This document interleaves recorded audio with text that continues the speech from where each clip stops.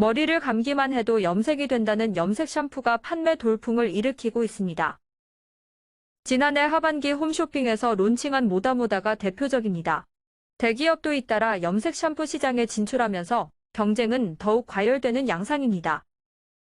여기에 식품의약품안전처가 개입되면서 논쟁은 더욱 뜨거워졌습니다. 식약처는 국민안전을 위해 124THB 성분의 화장품 사용을 금지하는 고시 개정을 서둘렀으나 모다모다의 반발로 올해 3월 규제개혁위원회가 해당 사안을 심의하게 됐습니다.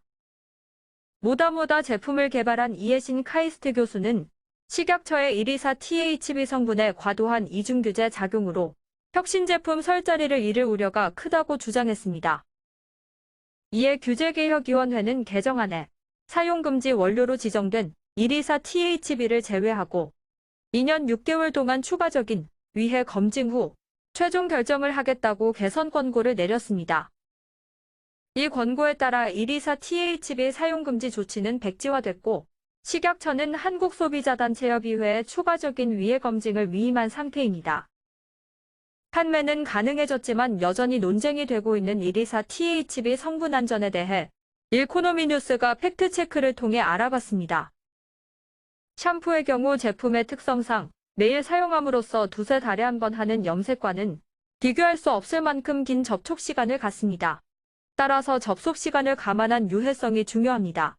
유럽과 일부 아시아 국가에서 화장품 금지 원료로 지정한 이유도 바로 이 때문입니다. 이유는 124THB 성분 출시를 금지하고 판매 금지 조치를 공고하고 있습니다.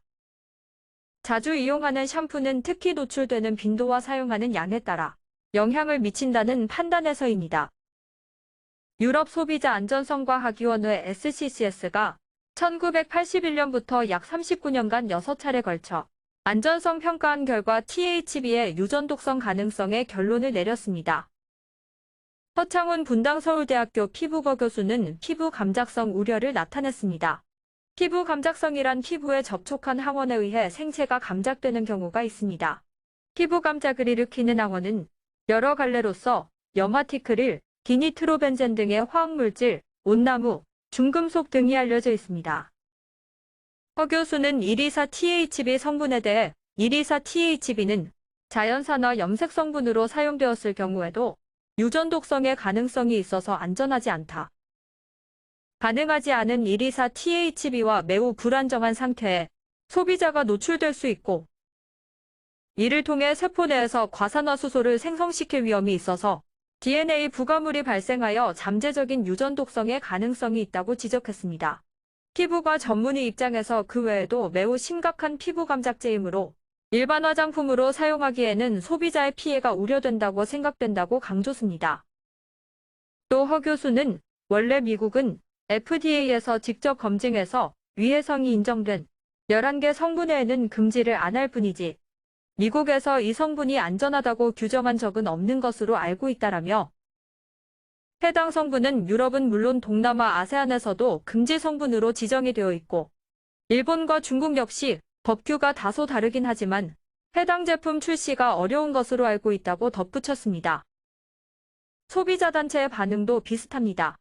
미래소비자 행동조사 결과 시중 유통 35개 염색 샴푸 중 7개 제품에 유전독성 우려 물질인 124 트라이하이드록시벤젠이 포함되어 있는 것으로 나타났습니다. 미래소비자 행동 조윤미 상임대표는 염색 샴푸 성분 중 소비자 우려가 가장 많은 124THB 함유 염색 샴푸는 식약처의 화장품 사용금지 목록 등재가 늦어지면서 급격히 늘어난 것을 확인할 수 있다라고 말했습니다. 조 대표는 유럽과 일부 아시아에서 금지하는 이유가 있는데 한 스타트 기업이 이를 묵살하고 소비자의 안전성은 뒤로 한 채 제품 판매에만 열을 올리고 있다. 124THB 성분 금지는 규제와 상관없는 얘기다. 소비자가 안전하게 사용하는 게 가장 우선이 돼야 한다. 한 기업의 이기심 때문에 소비자를 위험에 노출시켜서는 안 된다. 안전성 검증 단계가 꼭 필요하다고 강조했습니다.